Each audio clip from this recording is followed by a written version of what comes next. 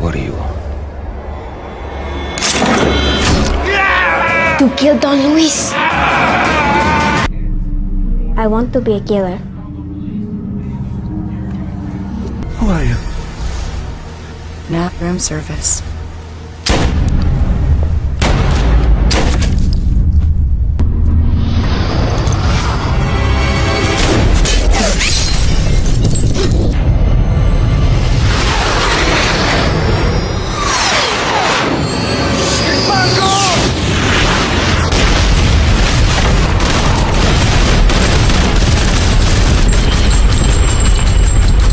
The story begins in the year 1992 in Bogota, Colombia. Don Luis says his goodbyes to one of his godsons, Fabio Restrepo. Fabio wants out of the cartel business. As soon as Fabio leaves, Don Luis orders Marco to kill him. But Fabio can already sense what's coming. So he hurries home to his family to get them out of town. Upon getting home, Fabio takes out a microchip from his family photo. He hands it to his daughter, Catalea. He calls it her passport. He writes out an address for her. She's supposed to show it to the man at the gate.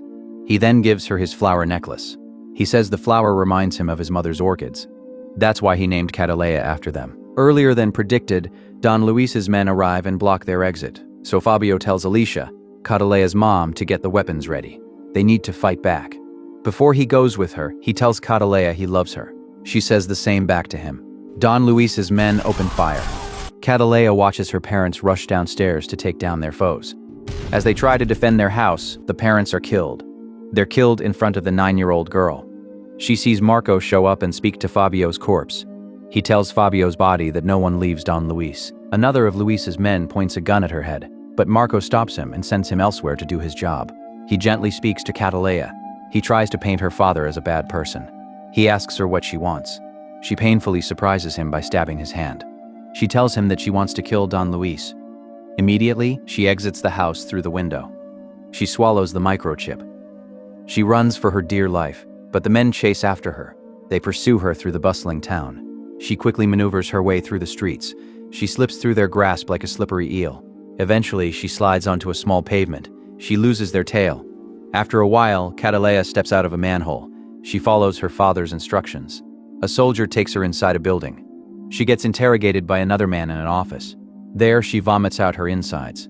She shows him the chip Fabio gave her. After loading it onto his computer, the officer temporarily dismisses his staff. He asks her if she knows what she gave him. Catalea calls it a passport. Instantly, she's taken on a private plane. She's flown to Miami. After getting all her papers, Catalea excuses herself to the bathroom. Then she sneaks away from the official. She goes to a station where she boards a bus to Chicago. Upon getting there, she boards a train to a particular address. She's trying to locate the address Fabio wrote for her. Thankfully, a man hears her out. He quickly goes to Emilio to inform him of his guest. But Emilio has his hands busy torturing someone. He pays the man no attention until the man tells Emilio something.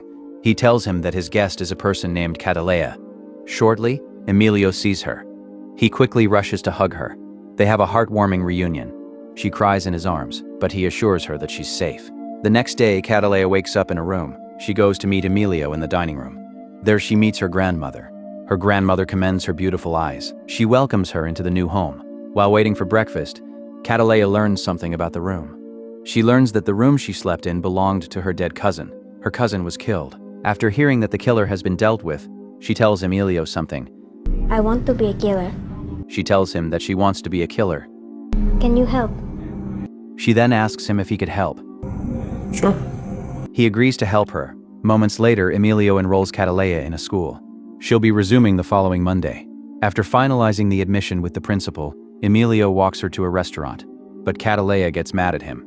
She reminds him that she wants to be a killer. She even refutes the school as a place that has nothing to teach her. Believing that he won't help her, Catalea tells Emilio something. She tells him that she'll do it herself. Suddenly, Emilio pulls out a gun. He shoots at a random moving car. As a result, the driver swerves and hits a fire hydrant. Everyone around starts panicking. Emilio uses the scenario as an example. He assures her that he'll teach her how to be a killer. But he says she'll be dead in 5 years. Since Catalea wants to be a killer, Emilio advises her to know things. She needs to know things besides how to pull a trigger, especially the psychological aspect of people. For that, she'll need to learn the basics at a school. So, he presents her with 2 options. A gun representing the way of a killer, and her school bag representing psychology. As cops pour into the scene, Emilio urges her to pick a side. Catalea chooses her school bag. Happy with the result, Emilio quickly hides his gun. He walks away with her. About 15 years later, Catalea rams a vehicle into the cops. She comes out of it reeking of alcohol. The cops immediately arrest her, but she jokes around, indicating that she's dead drunk. They drag her to their station. There, the officer attending to her case charges her. He charges her for driving under the influence. He also charges her for destruction of police property, but she struggles to maintain focus. She nearly vomits on the officer's table. So the cops put her in a cell to sleep the night. That same night, a caught criminal is brought in. Gennaro Rizzo is brought into the same jail to sleep the night. As soon as the cops return to their positions, Catalea changes her outfit. She uses her hairpin to open the door. She then takes a spoon from her coffee. She maneuvers her way into the electrical room. There she opens the vent. She sets a delayed mechanism to help her stop the fan in the vent. The moment she gets past the first major hurdle, she knocks out a cop. She knocks out the cop assigned to monitor Rizzo. She uses him to enter the private cell. She then takes the cop's gun. She uses it on Rizzo, commanding him to unbutton his shirt. Then she shoots him. The noise alerts the cops. They storm into Rizzo's cell. They only find the knocked-out cop with a gun. So, they arrest him. Then they check the criminal's corpse. They notice a flower drawing on his shirt. Quickly, they spread out searching the entire prison for the culprit. But Catalea avoids being seen. She even returns to her cell just in time. She changes her outfit before the cops get there.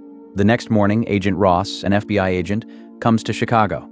He comes to investigate Rizzo's death. What has his attention is the flower drawing on the corpse. This is because he's been notified of several others. So, he goes to the station. During that period, the cops release Catalea from the cell. They inform her that she'll be facing court in 10 days. This is for her DUI actions. They take her fingerprint, but when she leaves the station, Catalea tosses away the fingerprint glove. She had put on a fingerprint glove.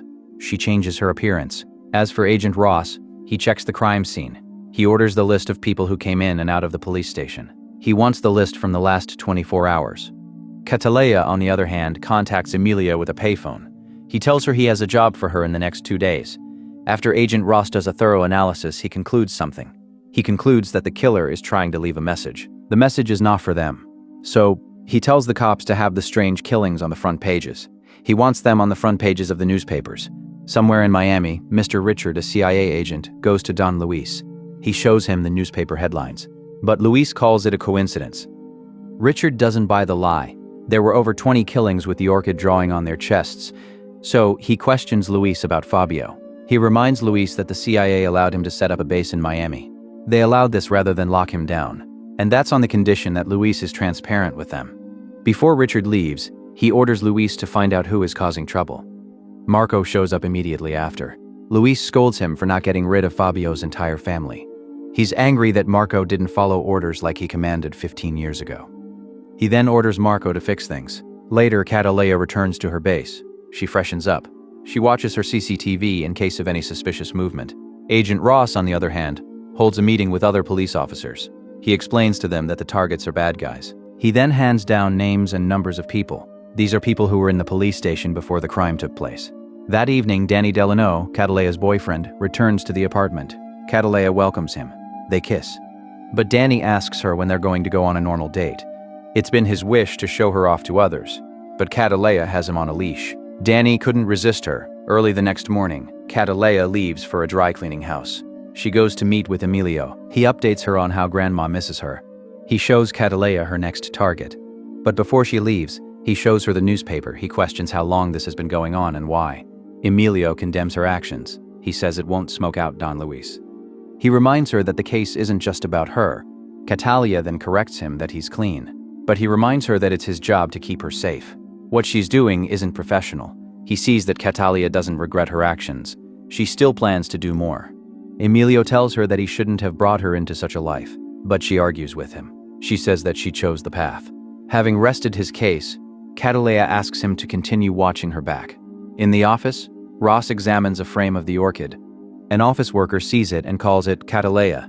The man explains its roots come from Colombia. It's thanks to his wife that he knows about the flower. He sees that it matches.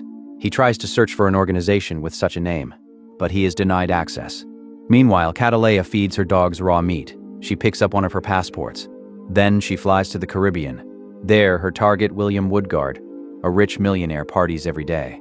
He parties with a lot of women. One of them tries to get the attention of his sharks, but the sharks do not answer her since there's no blood to attract them.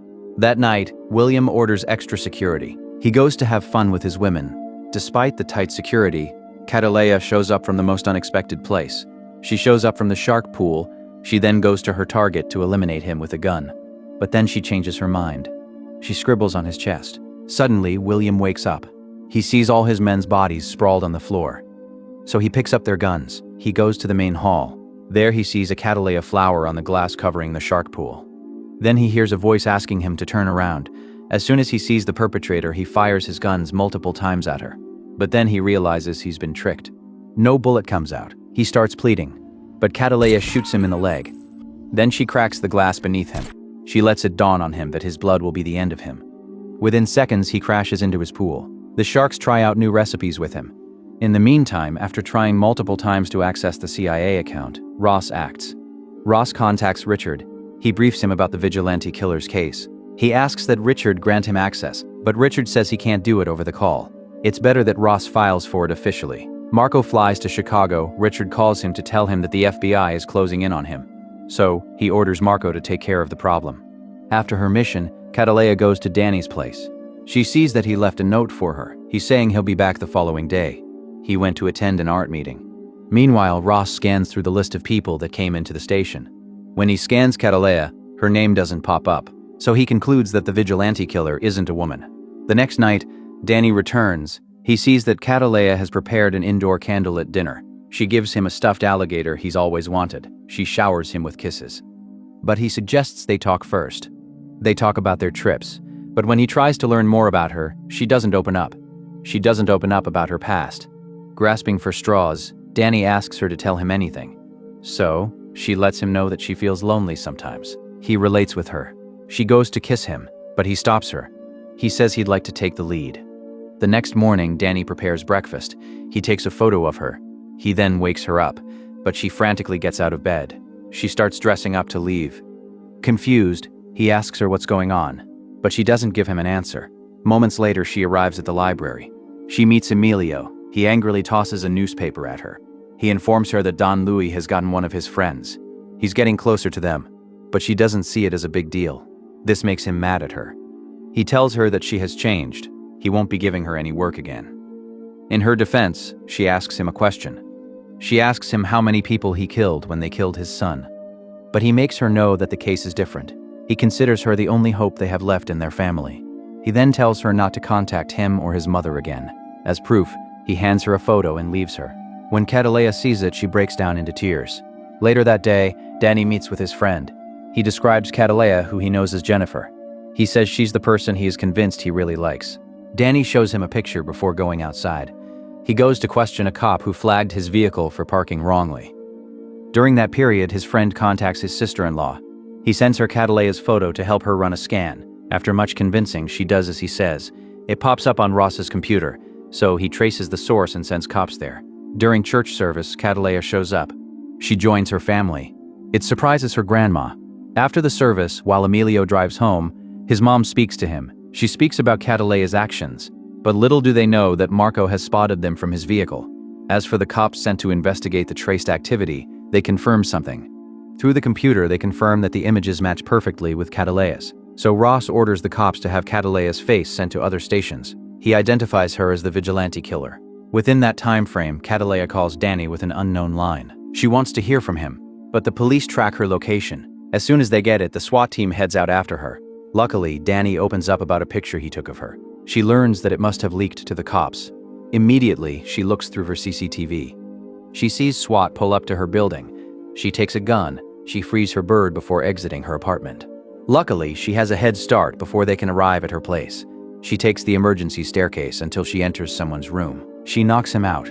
She goes to his bathroom and retrieves a sniper from the roof.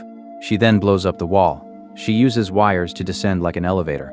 Once she reaches the floor, she quickly crawls into the garage. She takes out the CCTV cameras. The officers monitoring the cameras realize her position, so they start rushing there. But by then, Catalea makes her exit through a vent. The vent leads to the subway. She heads back to Emilio's place. She sees that her grandma and Emilio have been killed. She mourns them bitterly. Later, she goes to Ross's house. She then corners him. She explains her whole situation to him. She explains how Don Luis turned her into a monster. She needs his help to get to him. Luis is being backed by the government. Ross explains that he doesn't have access to the CIA, but Catalea threatens him with his family. Then she leaves his house, so the next day Ross goes to meet Richard. He asks him to give him Don Luis's address, but Richard refuses despite Ross's plea about his family being on the line. Suddenly, Catalea calls Ross. She aims a sniper at Richard. She takes a warning shot. Richard tells her where Luis stays in New Orleans. Catalea takes a lot of ammunition. She takes her dogs along with her in a fire truck. She drives to New Orleans. She forcefully gets the floor plan to Luis's building. Later that day, as Luis's men strategize how to handle Catalea, something happens. A bazooka flies into the mansion. It nearly kills them. Some of them quickly get into a vehicle to make a getaway. But Catalea crashes their vehicle with her fire truck. She then gets out. She eliminates everyone in the vehicle. The remaining men change their plans. They decide to play defense from one girl. Marco, on the other hand, keeps Don Luis in a safe room. The others look for Catalea. Due to knowing the structure of the building beforehand, she uses the element of surprise to take most of them out, from attacking them through the basement to spraying them through the balcony. She acts. She gets rid of most of them using different weapons. Scared, Don Luis calls Marco to confirm the situation, but he doesn't get a soothing response. At a point, Marco runs into another room. He waits to face Catalea head-on. As expected, she walks into the room. They fight each other. Being an experienced henchman of the cartel boss, Marco gives Catalea a tough time. He lands several hits. He tries to shoot her, but Catalea fights back. Eventually, she uses the inner frame of a gun to stab him. She stabs him in the neck. Don Luis leaves the safe room. He runs into a black van. He drives out of the mansion, but his way gets blocked by a garbage truck. Right then, Catalea calls him through Marco's phone. He boasts to her that he can't be killed. He threatens to find her and kill her, but she tells him that he's exactly where she wants him to be. That's when Don Luis becomes aware of his surroundings. He sees her dogs in the van. With one word, she commands them to eat. They attack the cartel boss. They kill him in the process. Days later, Agent Ross interrogates Danny. He wants to learn more about Catalea. Danny tells him everything he knows. After being delayed for a couple of hours, Danny requests a cup of coffee. When Ross goes to get it for him, Catalea calls Danny.